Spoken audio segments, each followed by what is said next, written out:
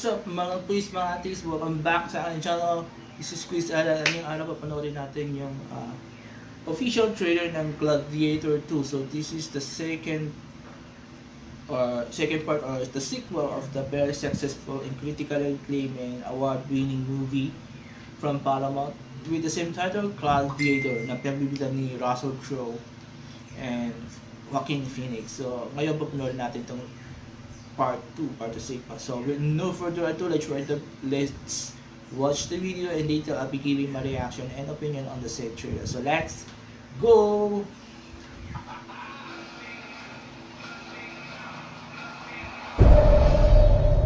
I remember that day. I never forgot it. That a slave could take revenge against an emperor. Where were you born? I don't know. I never knew a mother nor a father. You will be my instrument. Who are you?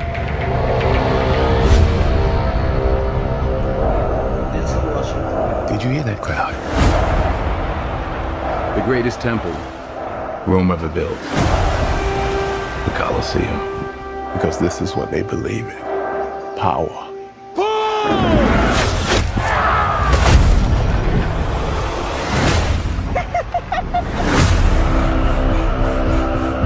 General Acacius, there are victories yet still to come. Rome has so many subjects, she must feed them. They can eat war!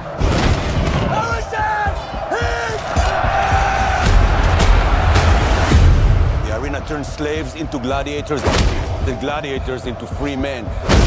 You have something in you. I knew it from the start. Did you now? Rage.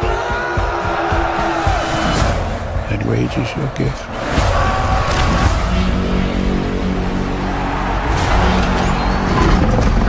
This is about survival! Survive! Hold together and when the charges break for the wall.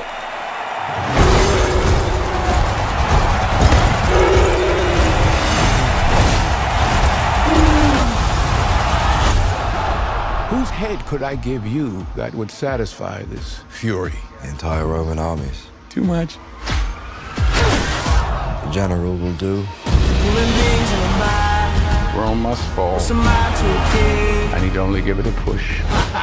We make it out alive. Alright. Hands on the mausoleum floor. Blood stains the Colosseum doors. This ring belonged to Maximus. Now I give it to you. What is the dream of Rome? Blood stains. The people are not free.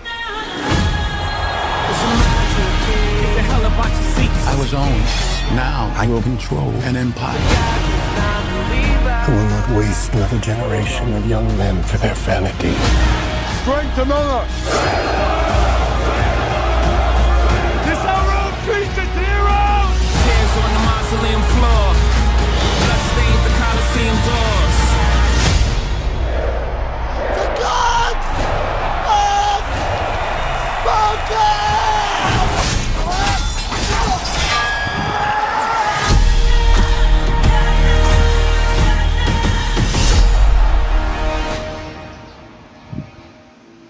Okay, there you go. Napanood natin yung official trailer ng Gladiator 2. So, ang pakiramdam ko dito is 50-50. So, hindi, parang, it is lacking something. Yung parang, hindi ko makita dun yung sa original na, yung talagang may puso, yung talagang papapayak ka. Because, if you guys saw the original movie, Gladiator by Russell Crowe, talagang matatouch ka talaga sa movie na to. Talagang mapapayak ka. Kasi it has a backstory from the start until the end.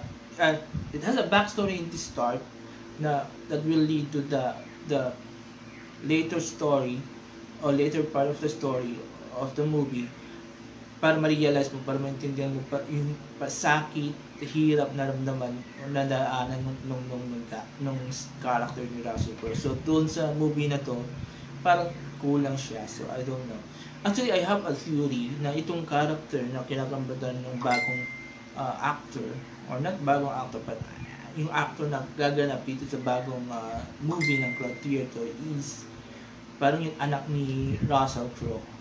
Kasi we knew na he had a son in the original movie, diba, bago siya napatay. So mayroon siyang anak, so probably he was that one.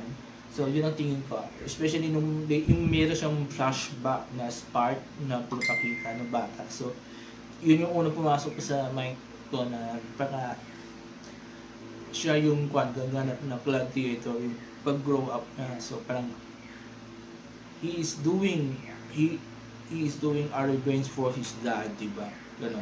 So again, tulad ng sinabi ko kanina, this movie is lacking something. Parang yung kulang sa puso, kulang sa damdamin, and parang they make this movie more of an action flick than yung makabuluhan, yung merong puso na movie. And yun ang ramdam ko. The whole trailer, watching it, nag-focus talaga doon sa mga action scenes, yung fight scenes, diba, ng movie. And even Denzel Washington's character, hindi ko siya maramdaman compared to sa character ni Joaquin Phoenix na you will hate him the entire movie. So dito kay Denzel hindi mo maramdaman. Meron pa isang character doon na isang guy, so hindi ko kilala yung artista. And I don't know also what the role Pedro Pascal is playing in this movie. So actually watching the whole trailer, parang it reminiscent the whole movie, yung Gladiator 1, diba? So parang halos kopya niya. So parang totally walang pinagkaiba. Parang it's more action-packed itong movie na to compared sa first one na honestly medyo parang 1/3 of the movie drama talaga siya. It's more drama than action, diba? So but here sa Gladiator 2 parang nag-focus sila sa action dun sa Colosseum fight, diba? So yun, tapos meron pa siya ng yung Rhino na parang impossible, diba? Very impossible na makaroon ng ganung casting, diba? So yun, so now I understand why there are hate this thriller is getting because of the whole thing nung pinakita to sa trailer na talagang it's just a replication of the first or duplication of the first movie. So plus yung lack ng puso ng movie. So yon. So let us see kapag naipalabas sa November if this movie is totally different from the first one or like I've said, a duplication of the original. And honestly guys, ito yung isa sa mga movie na hindi dapat binibigyan ng sequel because it's already in the part 1, yung parang doon na nag-end sana yung kwento. Wala ng part 2, wala ng part 3, diba? Same with yung ibang movies na napanood ko na hindi na kailangan ng mga other sequel, diba? Like Jurassic, like Twister, ano pa. So, Independence Day, yung mga pang 1 season lang, ay for 1 movie lang siya, na hindi na kailangan ng mga sequels, diba? So, it doesn't need any sequels or trilogies, diba? So, Gladiator is one of these, and yung part 2 is not necessary talaga. For me, as a fan of Gladiator, in the original one, maganda yung ganun na lang naghang tayo sa first movie, na namatay si Russell Crowe sa character na yun, na even though it's very sad movie, especially the later part of the movie, kasi namatay si Russell Crowe, but still, parang hindi mo na kailangan ng part 2 because ito na nag-end yung kwento niya. So, yun. So, there you go. Yung mga quiz, mga artists, nagustuhan nyo po yung trailer, mag-comment kayo sa baba. Nagustuhan nyo po yung binigay kong opinion and reaction about this movie. Mag-comment kayo sa baba and I will read all your comments and I will try to interact with you guys para naman makapag-share tayo mga thoughts, opinion, and haka natin and curious about this movie. So, there you go. Before I end this video, please don't forget these 4 things while watching my videos on my channel. Comment, like, share, and subscribe to my channels. The Alan's Visual, The Madlang People Presents, ang Binoy Talaga Channel, and probably Blondie Vlog. So, take care to go. Maraming salamat. Have a nice day. Bye-bye.